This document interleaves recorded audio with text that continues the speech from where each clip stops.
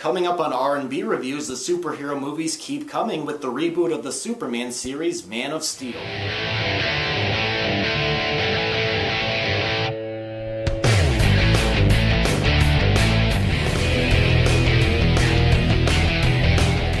Here, and thank you for checking out R&B Reviews. And Man of Steel is a film reboot of the famous comic book superhero, which has over the years been played by George Reeves on the 1950s TV series, as well as Christopher Reeves in the older Superman movies of the 70s and 80s, and most recently by Brandon Routh in Superman Returns. This movie stars Henry Cavill as the man in the blue tights and the red cape, and it was produced by Christopher Nolan, who of course made the Dark Knight trilogy, and this film was directed by Zack Snyder. Now, in this adventure, Clark Kent has a very hard trying to fit in wherever he goes, and he just can't help but save people in a time of crisis, only to have him disappear and go elsewhere. Kent is forced to go up against General Zod, who is a member of his race from his destroyed world of Krypton, and I kind of had a very mixed reaction to the Man of Steel. Let's start with the plus side of the movie. First off, the filmmakers tried to put Superman into a more realistic setting like in the Dark Knight trilogy or the recent Iron Man movie instead of in a comic book world like the previous films. I think this makes Superman very relatable because Clark Kent is an outcast on this earthly world that he's forced to exist on, and no matter where he goes or what he does, he just doesn't fit in. I mean, in the movie, when he was a kid, his dad told him he had to hide his special powers because people may not like him for who he is, and people are afraid of change. You know, sound familiar?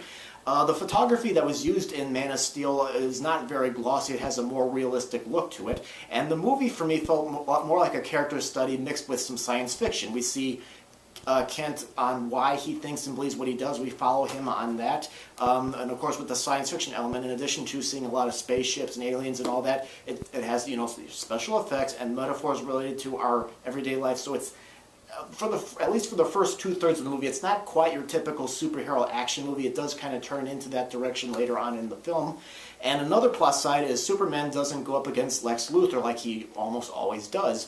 He goes up against General Zod. He's a renegade from Krypton, and we also don't have to go through a whole backstory on Ken Clark. We kind of get that through the flashbacks here and there. Now here's parts of the Man of Steel that I didn't like. I wish Zack Snyder had used a camera tripod because the camera shaking or fidgeting for me was very distracting to me, and it gave me a headache. And the beginning of the movie felt very rushed and choppy, but for me the biggest thing was I felt that the movie kind of lost steam in the last half of the movie during the big showdown, and it became repetitive as Superman and the villains kept crashing through buildings. It was like, to me, it reminded me of the Lord of the Rings Return of the King, where you think the movie is over and then something else kind of comes up.